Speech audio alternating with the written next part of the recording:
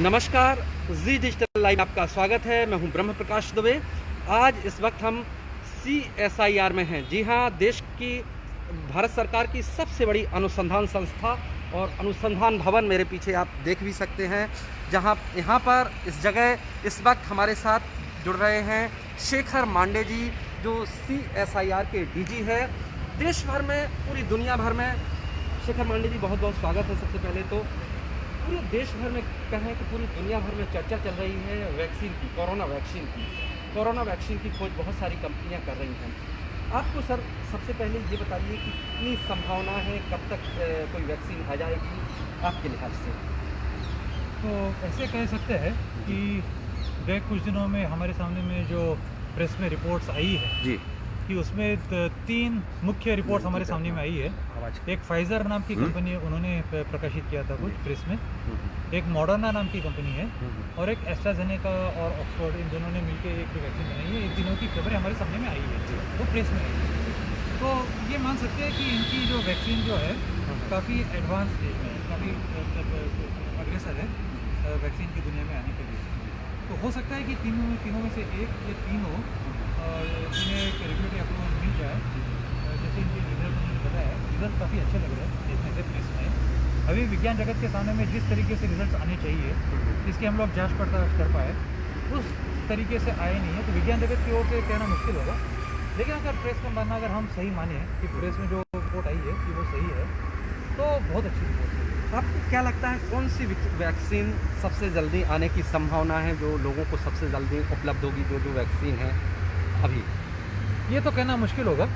इसमें से फाइज़र और मॉडर्ना की वैक्सीन है, वो एक सिमिलर प्रिंसिपल पे काम करती है, और ऑक्सफोर्ड और एस्ट्राजेनेका की वो थोड़ी अलग है उससे। लेकिन ये कहना मुश्किल होगा कि सबसे पहले कौन सी आएगी, कौन सी नहीं आएगी।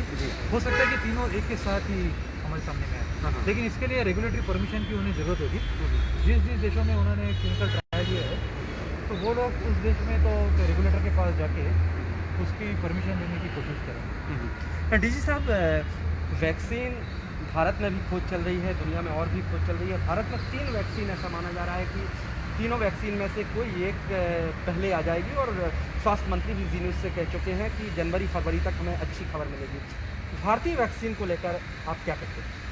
तो भारत में भी एक बहुत अच्छी खबर है कि 3 ही नहीं, कई सारी कंपनियां जुड़ी हुई है इस काम में, और सबसे अग्रेसर जो मानी जाती है उसमें सीरम इंस्टीट्यूट ऑफ इंडिया जो है, जो ऑक्सफोर्ड और एस्ट्राजेनेका का काम कर रही है, और इसके अलावा भारत बायोटेक है, वो भी उनका अच्छा काम चल रहा है, और तीसरा जो है वो जायडस कैडिला है, उनका भी अच्छा काम चल रहा है।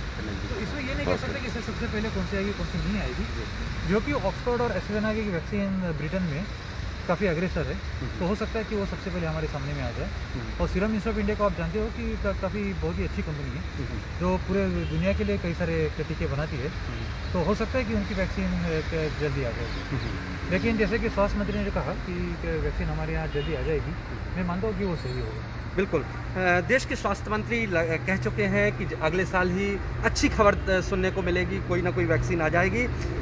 DG साहब, शेखर जी बता रहे हैं कि वैक्सीन कैसे उपलब्ध होगी, क्या क्या चुनौतियां आ सकती हैं। तो DG साहब, मैं बात करूं आपसे देश के इंफ्रास्ट्रक्चर की, तो उसको लेकर आप क्या कहेंगे? हमारा जो हेल्थ इंफ्रास्ट्रक्चर है वैक्सीन पहुंचाने के लिए कितना सफिशिएंट है? जैसे कि आपको पता है कि हमारे देश के अधिकतर बच्चों को यूनिवर्सल वैक्सीनेशन प्रोग्राम में लाया जाएगा है जी।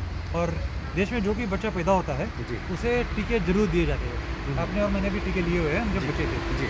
तो इसलिए उस प्रोग्राम की वजह से हमारी पहुंच जो है आम जनता तक, गांवों तक, शहरों तक, वो बहुत अच्छी पहुंच है हमारी। जी जी। और इस पहुंच की वजह से अगर टीका जब भी अवेलेबल हो जाएगा, जब भी हमें उपलब्ध होगा, उसके तुरंत बाद ये प्रभु तक पहुँच जाएगा। अभी जो वैक्सीनाइजेशन होता है, जैसे आपने बात की पोलियो की, हेपेटाइटिस की, जो भी वैक्सीन लगती है अभी बच्चों को लगती है, तो ये माना जा रहा है कि हमारा इंफ्रास्ट्रक्चर, जो देश का इंफ्रास्ट्रक्चर है, वो सफिशिएंट है और वो कारगर होगा। आप भी ऐसा मानते हैं? जी जी जी जी, ये हमारा देश, आपने बहुत सही कहा कि हमारा देश का इंफ्रास्ट्रक्चर वैक्सीन का डिस्ट्रीब्यूशन करने के लिए काफ़ी अच्छा है। चुनौती ऐसी आ सकती है कि कुछ वैक्सीन कैंडिडेट को माना जाता है कि वो बहुत कम टेम्परेचर पे उनको ले जाना होता है, कि जैसे कि -70 डिग्री सेल्सियस पे, या मॉडर्ना के जैसे -20 पे करते हैं, तो वो चुनौती ज़रूर हमारे सामने में आ सकती है। लेकिन चुनौतियाँ ऐसी भी नहीं है कि जिसे हम हल ना कर पाए। डीजी साहब, एक जानकारी और हमारे दर्शकों को दीजिए कि जो वैक्सीन है, आपने टेम्परेचर की बात की, कौन सी वैक्सीन कितने टेम्परेचर की अभी जो खबर आ रही है, कितनी डिमांड्स करती है, कितनी टेम्परेचर पे वो रहेगी? आज जो हम लोगों को अखबारों में जो खबरें पढ़ने को मिल रही है या टीवी पे हम लोग जो देख रहे हैं, उससे ऐसा लगता है कि फाइज़र की जो वैक्सीन है उसे -70 पे स्टोर या ट्रांसपोर्ट करना होगा। मॉडर्ना की जो वैक्सीन है उसे वो कह रहे हैं कि -20 पे ले जा सकते हो, और ऑक्सफर्ड एस्ट्राजेनेका की जो वैक्सीन है वो लोग कह रहे हैं कि 2 या 8 डिग्री के बीच में भी ले जा सकते हैं। जी, तो भारत में जो वैक्सीनेशन का टेम्परेचर रखने का है इतना ज़्यादा नहीं है, तो उस लिहाज से कितनी चुनौती देखते हैं आप? क्या हम लोग मेंटेन कर पाएंगे अगर -70 डिग्री पर रखना पड़ा वैक्सीनेशन को, तो क्या कितनी बड़ी चुनौती होगी भारत के लिए? वो चुनौती तो ज़रूर होगी कि -70 का जो नेटवर्क है वो तैयार करने में चुनौती होगी, क्योंकि छोटे छोटे गाँवों में -70 ज़्यादातर अधिकतर नहीं होता है। लेकिन उसे ट्रांसपोर्ट करके अगर जिस दिन वैक्सीनेशन करना हो, अगर उस दिन -70 पे यानी ड्राई आइस पे अगर लेके गए और फिर वहाँ पे लोगों को दी जाए, तो हो सकता है कि वो डिस्ट्रीब्यूट किया जा सकता है। लेकिन चुनौती तो ज़रूर है। मैं कहता हूँ ये नहीं कहना चाहूँगा कि चुनौती नहीं है -70 वाली। वैसे -20 और कोल्ड रूम टेम्परेचर पे जो है, जो 2 से 8 डिग्री तक है, वो के अच्छी तरह की जा सकती है, डिस्ट्रीब्यूशन अच्छा किया जा सकता है। सर, शेखर जी, एक बात और मैं कहूँगा कि भारत में जो 2 वैक्सीन पहले आने की संभावना है, एक स्वदेशी एक विदेशी, क्या किसी वैक्सीन को किसे पहले दिया जाए, इस संबंध में आपको लगता है कि सरकार को नियम बनाना चाहिए? सरकार बना सकती है नियम वैक्सीनेशन के लिए? नियम तो नहीं कर सकते, लेकिन एडवाइजरी सरकार जरूर कर सकती है जी। और ये विचार विमर्श तो जैसे कि हम बोल रहे हैं जी, वैसे सरकार में तो जरूर विचार विमर्श शुरू हो गए होंगे। अभी तक मैं मानता हूँ कि इसका निष्कर्ष भी निकल चुका होगा जी, कि पहले सबसे किसे देना है, बाद में किसे देना है।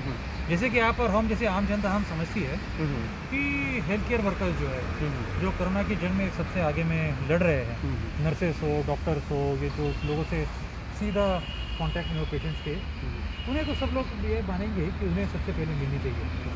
और इस धरती पर मेरे ख्याल से सरकार ने जरूर विचार विमर्श शुरू किया होगा, बल्कि मैं मानता हूँ कि विचार विमर्श हो चुका होगा अभी। बिल्कुल। इसके लिए पूरा एम्पावर्ड ग्रुप तैयारी कर रहा है जो भारत सरकार का है, कि किसको वैक्सीन पहले मिलेगी, किसको बाद में मिलेगी। ये पूरा मैकेनिज्म तैयार किया जा रहा है, भारत सरकार का एम्पावर्ड ग्रुप इस पर तैयारी कर रहा है।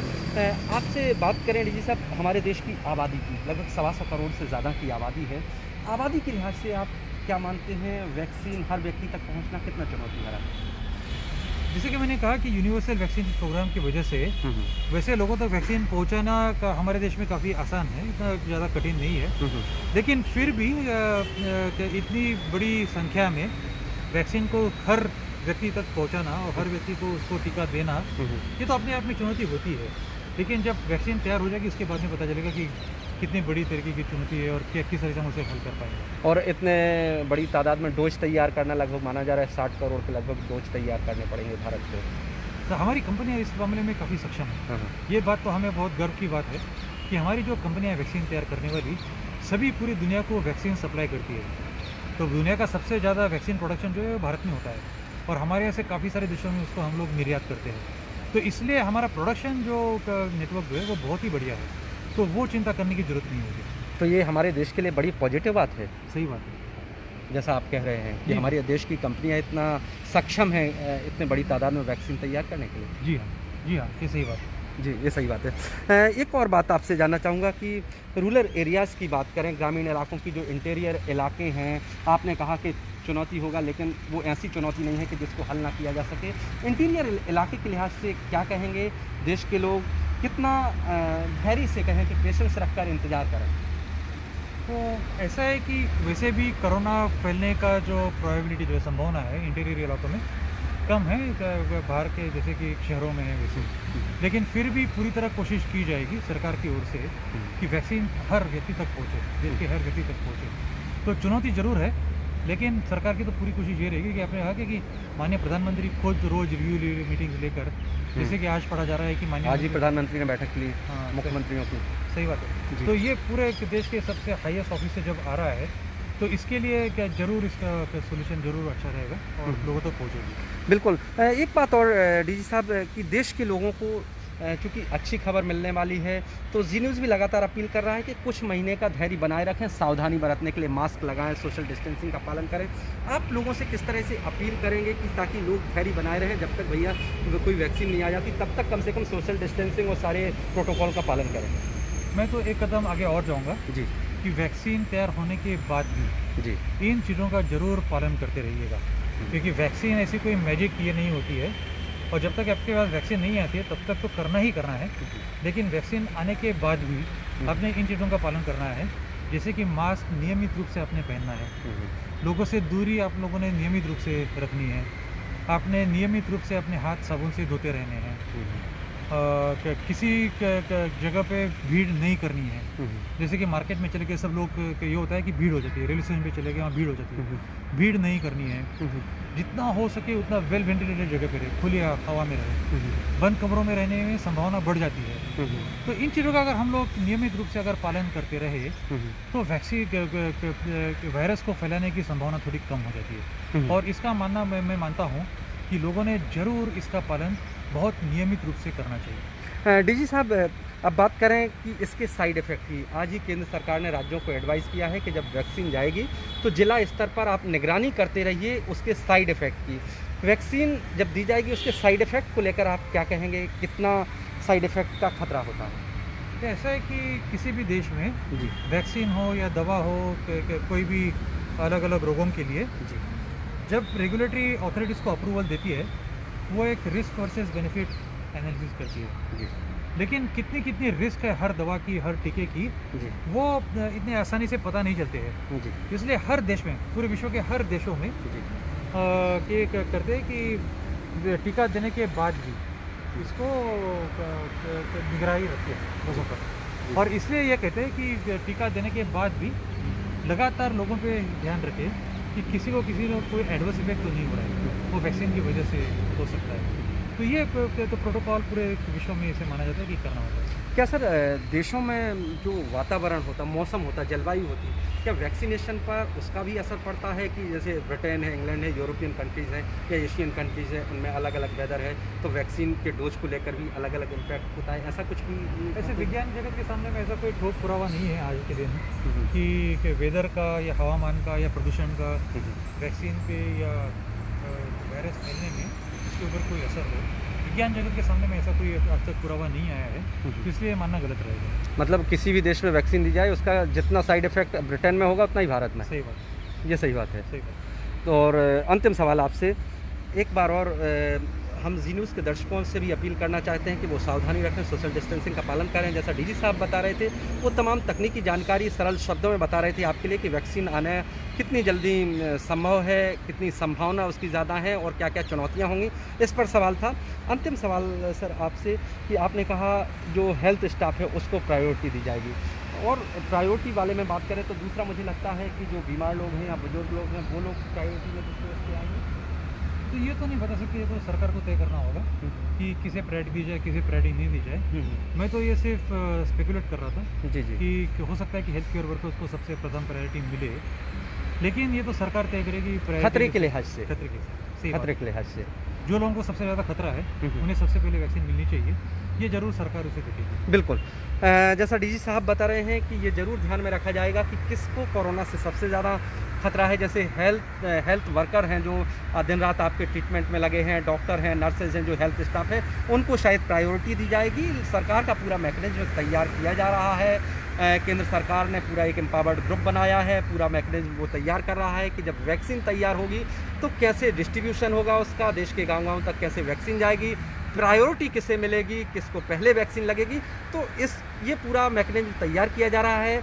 आप सिर्फ धैर्य रखिए तब तक, जब तक वैक्सीन नहीं आ जाती तब तक सोशल वैक्सीन को अपनाइए, सोशल डिस्टेंसिंग का पालन कीजिए, आप मास्क लगा कर रखिए, और जो भी सावधानियां बार बार पिछले 8 महीने से सरकार कह रही है, डीजी साहब जैसे एक्सपर्ट्स कह रहे हैं बार बार आपसे अपील कर रहे हैं, वो सावधानियां ज़रूर बरतिए और धैर्य रखिए। वैक्सीन आने की खबर जल्द मिलने वाली है, अगले साल पूरी उम्मीद है कि आपको ये तोहफ़ा मिलेगा ताकि पूरे देश, पूरी दुनिया सुरक्षित रहे इस महामारी से। धन्यवाद। Presenting V News app, available on Google Play and App Store. Download it now.